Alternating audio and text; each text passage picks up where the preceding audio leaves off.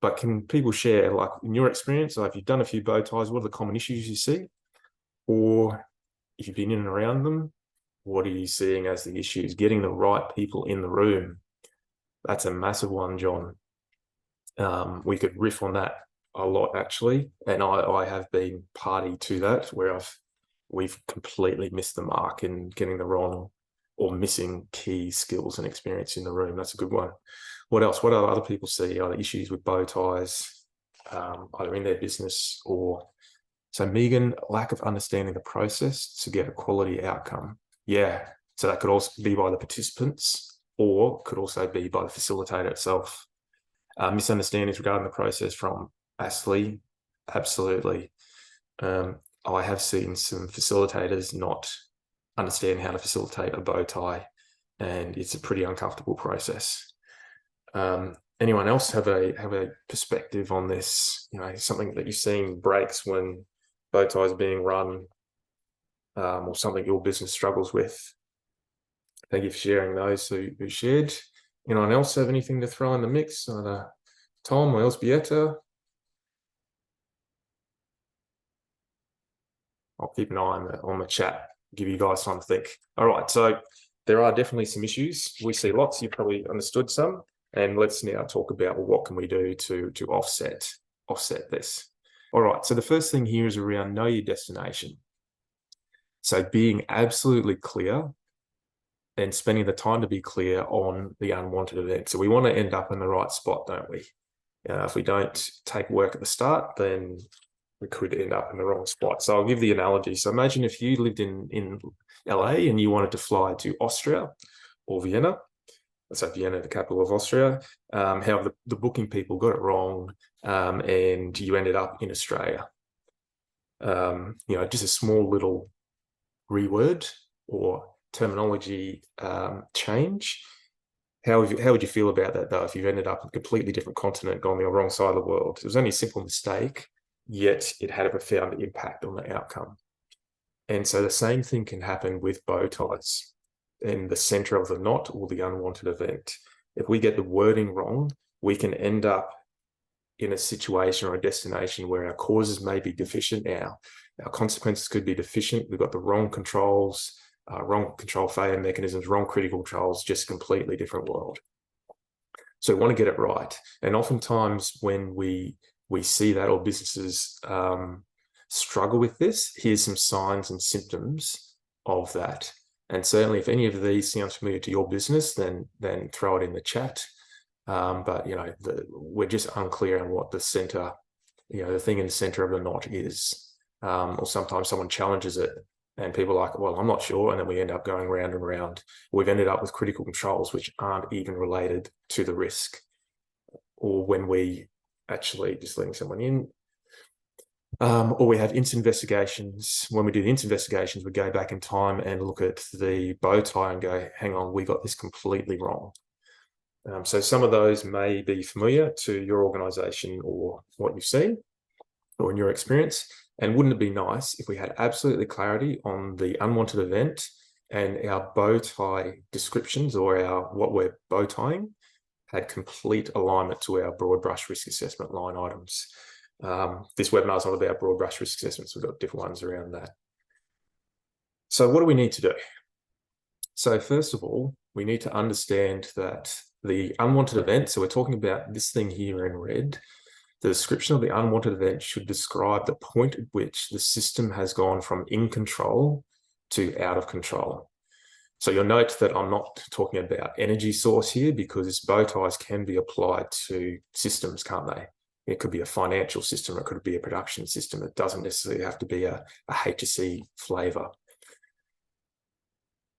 And so there's a nice little graphic here that helps us frame this up better and might solidify the understanding, and certainly can help you potentially, if you're involved in bow tie facilitation, describe this and articulate this to other people. So we can see here, underneath the blue zone, we go to an acceptable normal operating zone, and we might be shuffling in around this. But sometimes we can end up into the unacceptable but recoverable operating zone. So this is where we might have high potential hazards or things like that. So hazards or near misses. here, but we can still come back into safety. We can still recover from that. However, there'll also be, when we're in this zone, we can go to this point where the system gets out of control, or we can no longer recover, and it's all about mitigation. And what we're looking to do is we want to describe this point here. Okay, the time at which we go from in control to out of control. That's what needs to be in the center of the knot. So, question. So let's think about working at heights, and this is one now I invite people to put something in the chat. If we're thinking about the activity is working at heights, and sorry, let me just go backwards, and we're trying to describe the process, the time at which we've gone from in control to out of control, what could be an example statement that we would put in the center of the bow tie? Working at heights, what could be some wording we use that describes when that system's gone out of control? Anyone have any ideas? Elzbieta, fall from height. Mitchell, the moment the ladder starts to fall. Yep. John, person slips and falls. Yeah, I think we're all on the same page, isn't it? Once a person starts falling, it's only about mitigation, isn't it? That we've lost control. You know, at the point someone starts falling, we've lost control. What about vehicle interactions? Because that's one that people always talk about, and we always talk a lot in and around this, and people have different terminologies. If we're thinking about vehicle interactions, what could be some terminology we use in the center of the bow tie? How could we describe that at the point of which I won't give the right framing because vehicle impact, potentially, although you could actually say, Megan, that vehicle impact is a consequence. So what could be a description further earlier in the timeline prior to us having the vehicle impact? This is what we want to hone into to be able to glean out. You don't have any ideas? So think about vehicle interactions. We've got heavy vehicles. We've got Elzbieta, loss of control of vehicle. Megan, loss of control of vehicle. Excellent. So I'll assume you guys didn't read what I had in there earlier, but that's, isn't it? The point at which we've lost control, that's what we want to have in the middle, because once we've lost control, we could have lots of different outcomes, couldn't we? So you remember earlier when I was going through this, I had an example of this simplified one, and I've changed some wording here. So instead of this being a loss of control of vehicle, I have now changed the wording to break our rule set to be LV vehicle collision. Yep. And I have seen bow ties with this. So LV vehicle collision.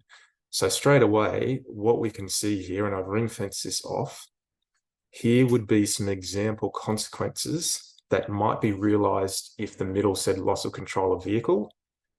But with this reword here, we would not pick up as part of our bow tie. You know, if we said LV vehicle collision, then the idea of pedestrians doesn't even appear, does it? But we know if we lose control of a vehicle, one of the potential impacts could be on pedestrians. Same as contact with infrastructure or over open edge or into a body of water or a thing like that. You know, that's a good, well, that's an example of, if we don't get this right, it has a tangible impact here and potentially on causes as well. So hopefully everyone follows that. We got the gist of it. Can't spend too long on this. And then, so in the slide pack, I'm not going to go through it, but we've got a table here of some examples of, you know, what's a good example versus what's a poor example. And one of the things you can ask yourself when you read the center of the knot is, if it's describing a consequence or an impact, then it means it's not, it could be reworded to be more helpful. So before Christmas, we were working with a client who asked us to review pretty much their whole critical risk management process, their documentation as part of our advisory service. And so this organization had 30 bow ties, which kind of lined up with their critical risk profile. And can anyone guess what we found when we reviewed their unwanted event descriptions? Anyone have a guess? What do you think we found? So they had 30 bow ties. I said, look, can you just look all of this? From Mitchell, yep, describing consequences. Yep, there was certainly some were of that. Yep. Can anyone else think of some other things that we saw or observed during that? Repetition. A little bit, but not so much, Amar. But yeah, there were some things that were copied and pasted. But I'm thinking about the center of the knot. So describe and consequence. Anyone else think of some stuff we found when we were just looking at the center of the knot? I'll keep an eye on the chat. So basically, 14 out of the 30 had issues with the wording of their unwanted event. So some were describing consequences. Yeah, some described a hazard. So pretty much they didn't nail the loss of control. So think about that, almost half were worded incorrectly, and this is for critical risks. So now obviously they're undertaking a project to go and fix that, and it's a sizable piece of work because the center of the knot is the start of the bow tie process. So what do you need to do? Probably depending on your role in the organization, but certainly this is what we advise people that have some issues is go and review what you've currently got and just ask that question. Does the center of the knot describe the loss of control of the system? If it does, happy days. If it doesn't, then there's some work to be done because we know that this is around the high ticket stuff. Okay, so we talked about the impacts of not getting the center of the bow tie right, the process the clarification you can use to describe the center of the knot, and a client who almost 50% of their bow ties were incorrectly defined. So what type of impact would it make to your critical risk management process and the bow ties in your organization if you had these absolutely worded correctly? So now you know there's a process of attaining clarity by aligning it to the right definition.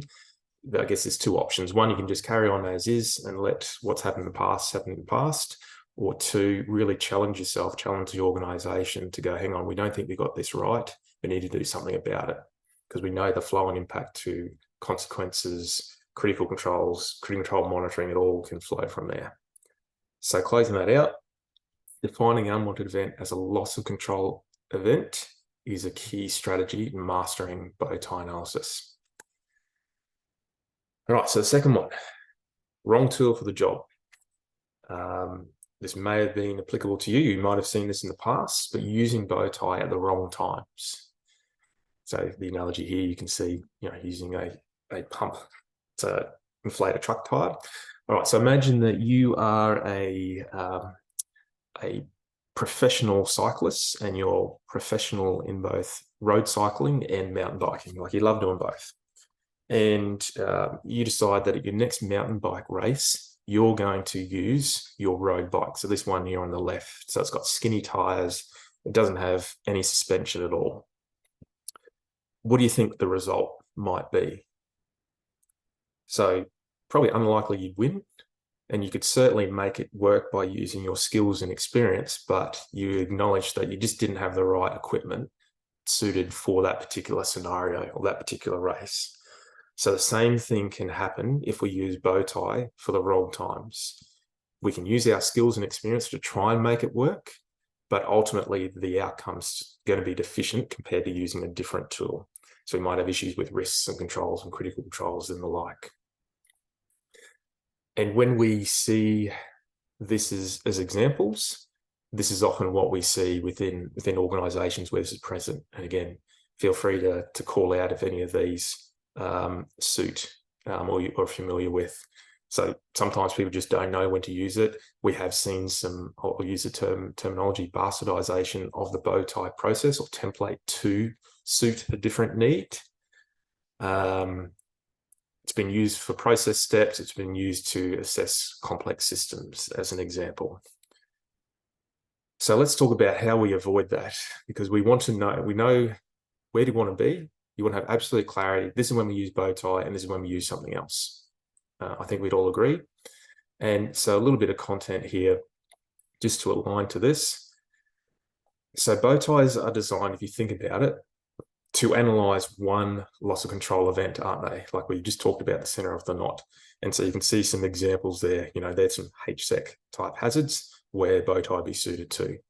So they're not designed to analyze a scope with multiple hazards or a job or something where you're going to have multiple hazards and multiple loss of control things. And you can see here some examples of processor activities that might have multiples. And they're not designed to analyze failure modes of complex systems. For example, gas monitoring, electric protection. Think about other different systems that you might want to understand how they could fail and how you improve that. So let's use an example here of electrical energy. You can see that here in the middle. Down the left-hand side, one of the things that our organization needs to do is we need to do a risk assessment or a risk analysis of our isolation process. Step 1, step 2, step 3, step 4. So when we think of an isolation process, it could be many different things that could go wrong, couldn't there? It could be many different risks, many different hazards, etc. So in that scenario, that's where we'd be wanting to use a RAC or similar type of tool, or a job step analysis. So something that's all around step this, what can go wrong, this is what we've got to do. Similarly, over on the far right-hand side, we might say, well, look, as part of managing our electrical risks on site, we have all of this electrical protection infrastructure. So RCDs, lightning protection, all of these things all together as a system. And we want to look at this system and work out how can it fail and what have we got in place to stop it from failing. So in those scenarios, that's where we'd use things like a hazard operability study, a failure modes effects analysis, or something else. There's probably a whole host of other tools out there that can do that, which are suited to that. Where Bowtie sits in this mix is, okay, one of our critical risks is contact with live electrical conductors. So that's our loss of control. And we want to understand what are the different causes and consequences, preventive controls, mitigating controls, and that's where we use Bowtie. So in this framework, we can see here, we can see actually that for one energy source, we may have multiple different types of risk assessment or risk analysis tools, and Bowtie has a place. And I have seen Bowtie try to be applied here and tried to be applied here, and it hasn't worked, unfortunately. So similarly, again, what you need to do, just check, just validate, how's Bowtie been used within your organization? Has it been for a loss of control, or has it tried to be for other things? Similarly, reverse engineering, have we used, where we just want to do one assessment of this, have we actually used a different tool? Some places use RAC, it can work, but Bowties appear to be a little bit more effective in being able to granulate that out. And if you find some issues, then obviously there's some work potentially ahead there. So same, again, so we talked about the impacts. If you don't use Bowtie at the right time or the right tool, how it can impact on your risk mitigation process, some criteria that helps you understand when to use Bowtie or not, and think about what impact could it have on your risk management process within your organization if you had that right, using Bowtie at the right times. And if it would have a material impact, then it's up to you what you do about it. Do you drive the organization to make sure you use it at the right times so you have the right outcomes, or just allow it to continue?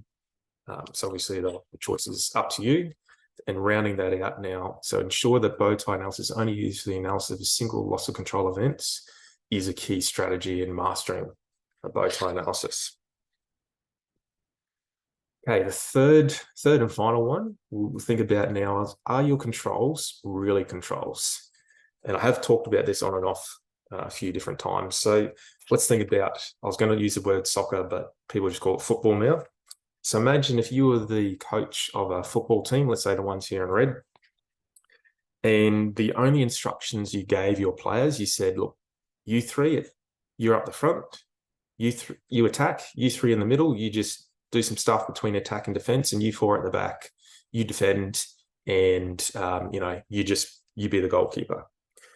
So with that level of instruction or granularization, how do you think the team would go? Would the players know what their specific roles were or are? And how would they even know if they're doing their role or not? Because if they're up the front, if they're in front, they're one of the three and they're attacking, in their mind, it's like, yep, all good. So the same thing can happen if we think about our controls in our Bowties. So if they're not specific, measurable, and auditable, how are we being specific in what we want them to do? How do we know what good looks like? How do we know if they're effective or not? And that's part of the opportunity for us. And when we work with organizations where this can manifest. Here's some examples of what we see. And I wonder if any of these are familiar with either within your organization at the moment. Certainly one of the ones that we see all the time is there isn't a linkage between the control and whether it's in the safety and health management system or not. It essentially is just words on the page. So within the safety and health management system or the maintenance system, whatever system that ensures that control is in place and working.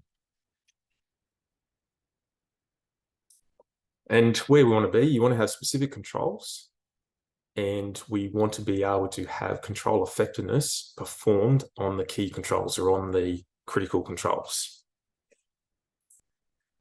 So this is a question to everyone. What are your thoughts here? So I've talked about that we want to go from broad and granular and a bit wishy-washy down to specific, measurable, and auditable. Why do you think that's the case? Or why do you think that's important? I encourage you just to throw something in the chat. Like what comes to mind, either specific to your organization? Like how do you think it could help? John, say they are effective. Yep. What else? What do other people think? Why are we saying we need to spend the time to make these controls specific, measurable, and audible? Effective. What else? Anyone else have any ideas? Effectiveness is a pretty key one. Mitchell, when carried out, showing due diligence. Yep. Elsbieta, so that you can check they are in place. Absolutely. So when you go out in the field, how do you know what you're checking for? What criteria you're using? Yep. Anyone else have anything? Any other ideas?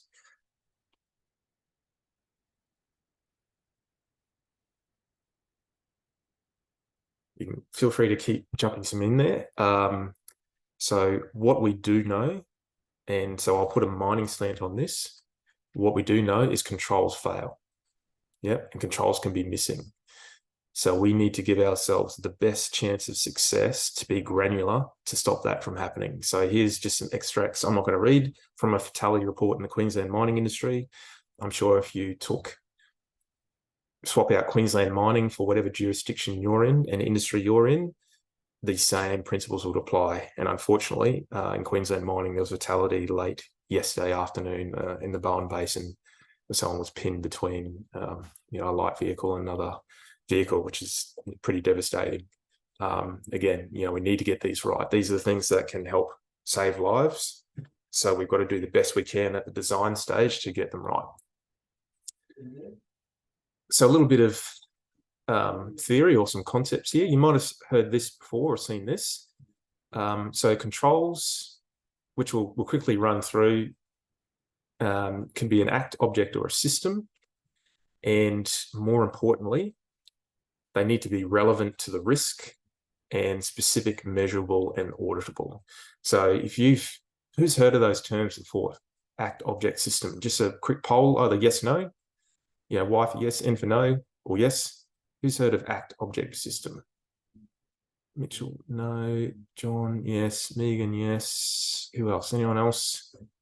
Tom, no. Anyone else? Oh, sorry, I was just trying to scroll the chat. Ma, yes. Elsbieta, yes. Cool. All right, nothing breaks. If you haven't, we'll just quickly run through that anyway.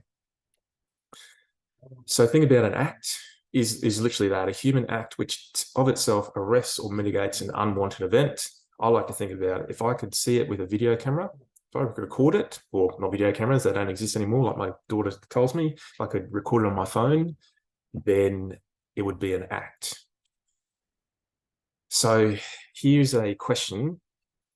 Is isolation procedure an act type control for the hazard of incorrect isolation?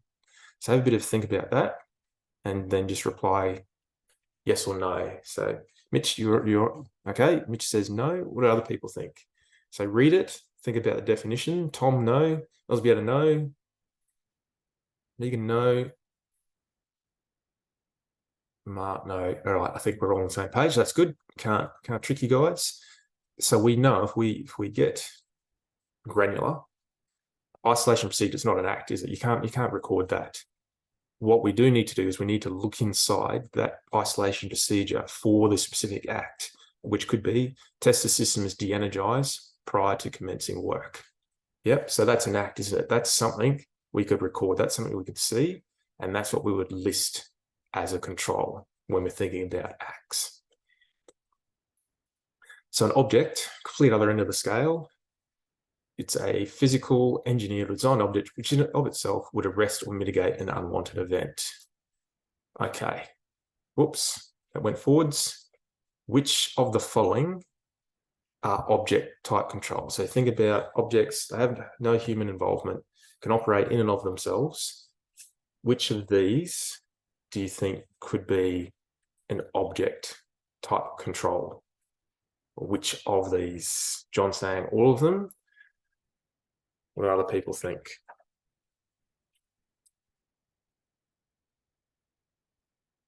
Mitchell's gone boom gates and alarm sensors. Seatbelts need to be worn. Yes. Because we had it all. Okay. It is a kind of bit of a trick question. Sorry. It's going back and forth here. So the answer, fire sensors and alarm. The other two require acts to enable their success.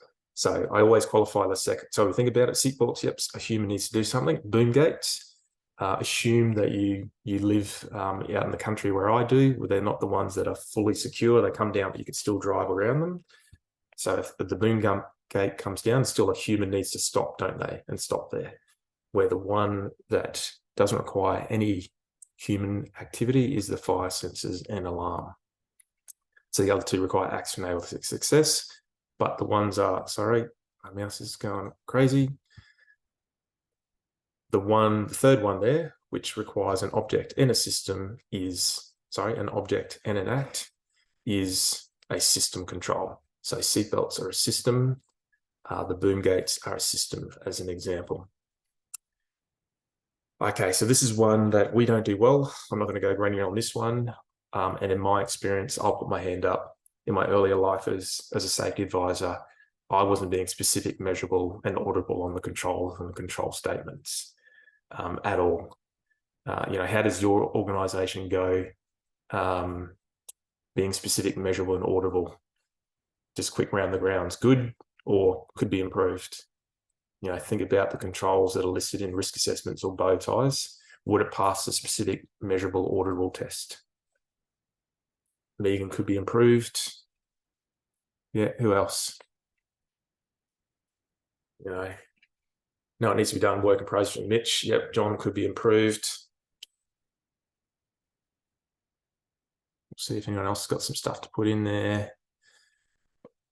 I think we'll all agree, and I think probably every risk assessment, even the best risk assessment done, we probably all agree you could do some stuff.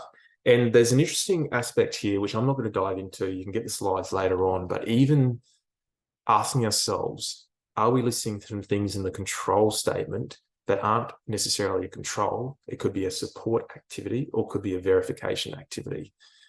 And many bow ties I see have this, where we've got support activities and verification activities listed as controls. So this is really starting to get in the weeds now, but this is where we need to end up, isn't it? We've got to get our controls right, but also understand what's not a control and how are those things picked up in the mix. Okay.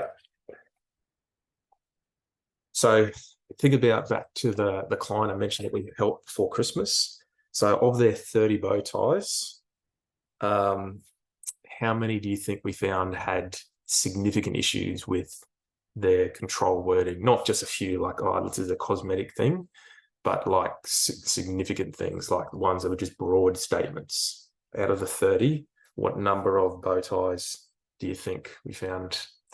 Half, Mitch? That's optimistic. John, 25. Elzbieta, 25. Yeah, it was pretty much all 30. Yeah, it was pretty concerning. And I think from memory, probably about 28 of those were at critical control level. So broad critical control. So things we say must be in place. There was just no granulation around them whatsoever. So pretty confronting, and no wonder we still has some challenges there. Obviously, we're helping them improve that. All right, so another decision. So we've talked about, it needs to be done. You need to get granular, you need to be specific, measurable, and auditable. We know how it helps. We know what happens if you don't do it. We talked about the criteria. of what you need to do. And just give an example of a client that pretty much 100% of their bow ties, their controls, they had issues with. And 28 out of 30 was around critical control. So you've got a choice to make. At what point are you going to start to drive that discipline to get granular and specific, or you're just going to let it go as is? So rounding that out, ensuring controls are clearly defined is a key strategy. Oh, got a double up there in mastering bow tie analysis. Okay, let me get rid of the chart there. All right, so not sure why you showed up today. I mean, clearly you got some challenges in bow tie. You can talk about things like people in the room, people understanding the process. How many people facilitate bow ties that have got their head around, those aspects. What we do know is if we have poorly defined unwanted events, we're going to have deficient bow ties. And if we use the criteria of loss of control of system, then we're going to have a better chance of getting the bow ties right, even right at the start. We know that bow ties have a time and place, and that time and place is for loss of control event, and only one at a time, not multiple. And we know that controls need to be specific, measurable, audible, related to the risk in order for us to determine whether we have effective controls in place or not. So obvious questions, how do I do it? You can do it like how we've been doing it, the slow or fast way. So do what we've been doing for the last 5 years, where you try some stuff, learn some stuff, get some information, apply it, learn, and then it's just a continuous loop. Or you can do it from someone, done it a bunch of times. So I mentioned at the start, what can you do if you need more information, need more help on that? We have our next virtual bow tie masterclass coming up. So look, if you're happy with where you're at with bow ties, if you think your organization's got it nailed, it's not for you. But if you think, hang on, I can improve my skills or experience, or there's people in my organization that can improve the skills and experience and want to go through bow ties end to end and how you do them and tools, then that's who it's suited for. Some quick little details here before we get into Q&A. So pretty much in a 3-hour slot, virtual, online, we go through bow tie end to end. We pull out the template that we use, which is a simple one, but we go through all the aspects, practicing the center of the knot, getting right on causes, making sure we get granular on causes and impacts. How do we apply a flowchart selection process to identify critical controls? How do we identify critical control failure pathways? How do we identify their failure prevention strategies? How to do control effectiveness assessments? All of that sort of stuff. That's what we pump into that 30-minute slot. So you can see there's some words there. Lovely, you can put the link up more in the chat there about when it happens. And then part of that too, you get your templates, you get your workbook, get a year of support. It's pretty popular actually, which is good, because we're all about why are we doing. If we can help upskill you in this, then it's all about saving lives, which aligns with our why. And to give you the confidence too, like we just back up all of our courses with a 100% money back guarantee. Like if you come in, you do it, and you don't think you got the value, well, you've still done the course, you still keep the resources, and we'll give the money back as well, because we're so confident in what we deliver to our clients. So look, if you're interested in that, I encourage you to jump on there. Lovely's got the link. You can go and follow that up. You can send us some questions about that. So our next one's coming up in Feb. There's only 5 slots left. So we don't have lots and lots of people, because we want to make it a pretty intimate affair so we can go deep, relevant to your particular business. So now we've got time. We've got plenty of time, for questions or comments. And certainly if you wanted to suss out the course, then you can suss out the link. So right now, we'll open up the chat function. And if anyone has a burning question or an observation or a comment, then please throw it in the chat, and we can spend some time now really honing in on what's a particular area or something that you want to chat about. And I'll open up the chat on my screen here. Does anyone have a burning question or something you want to validate? Megan's got to go. It's ready to go. Will the recording be sent to our registered emails? Yep, we'll lock that. Okay, thoughts on risk registers versus hazard registers. Same thing or different? That is really interesting. If you got to go, Megan, bye. Thanks for coming on, mate. Thoughts on risk registers versus hazard registers, same thing or different? That's very interesting, Mitch. Because even we had interesting conversations about a risk register in and of itself, and does it help the organization? If it does, how does it help the organization, and how does it not become this extra thing to manage or create a lot of distress for people? So what I've seen, mate, is I've seen them essentially called the same thing: risk register, hazard register. Most of what I've seen, people just use those terms interchangeably to describe the same thing. I guess if we went granular on it, I guess what's the difference between a hazard and a risk? Well, a hazard just had some likelihood and consequence thrown against it. And so if I play that out, most of the things I've seen are more of a risk register. I don't know if that helps at all, mate. So that's one in terms of, are they different or the same? And the second part in how they help, I'll riff off this anyway, is I haven't seen it provide a lot of value to the organization, certainly for organizations that have a robust critical risk management process. But what I have seen it use is it's good to inform the safety and health management system. So we have a list of basically our risk profile documented, and then we can then use that to go and look at our safety and health management system, say, have we addressed all of these risks in our safety and health management system somewhere? And generally I've seen a mapping activity done there. Not sure if that answers your question, mate. Feel free to ask a follow-up if that helps. Elzbieta, just in terms of vehicle bow ties, how would you word normal braking systems? Since they don't work by themselves, so they can't be an object, but obviously need to be a place for the operator to be able to brake, should it be a control? This is a discussion we always have and never get to the bottom of. That is very interesting. Let me reread that one again. So just in terms of vehicle bow ties, how would you word normal braking systems? So normal, I'm going to assume that's in the person needs to hit the brakes. Since they don't work by themselves, so they can't be an object, but obviously need to be in place for the operator to be able to brake. Should it be a control? This discussion we always have, need to get to the bottom of. Okay, so one way seeing this addressed is, remember, we think about a system. So a system is a combination of an object and a person doing something. So, what I'm thinking about here is a foot-operated brake that we see on a light vehicle or something like that. So we know from a system perspective, there's some design and construction and maintenance things that we need to have in place for that object component, isn't there?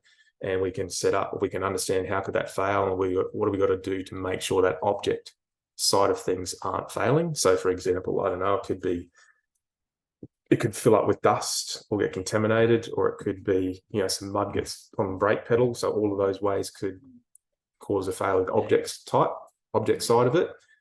And then the human act component of it as well, we could then analyze to understand, well, who needs to be shown what, where do we pick it up in the system? How could the human component side of that fail? So again, it could be, well, it's slippery shoes, I don't know, they not license, all of that sort of stuff. So that's how I have seen braking systems, if I think about that standard one, addressed. They've classed it as a system, and then if they have classed it as a critical control, when they get to the performance standard level, there's two parts of the performance standard. One is the object component and one is the act component. And they've got verification set up to look at both of those aspects. Don't know if that answers. Okay, good. Thanks, that helps a lot. Good. I'm glad it does. Anyone else got a question? Tom, do you have a follow-up, or Elzbieta, do you have a follow-up? Just trying to see who else is still on the line. Who else is on the line here? Does anyone else have a question? Let me just go back, see if he's still with us. Tom, do you have a question, or John, is there anything, or an observation, or Ashley, or Amar, is there any observations?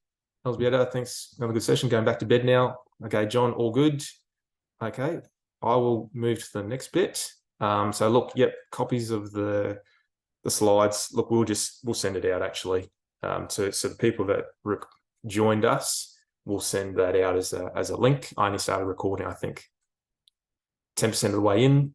So I will lovely record this, top and tail it, and we'll get a link to the recording out there sent as well. No, that's good, Tom. Thank you for that feedback. Yeah, hopefully it was helpful.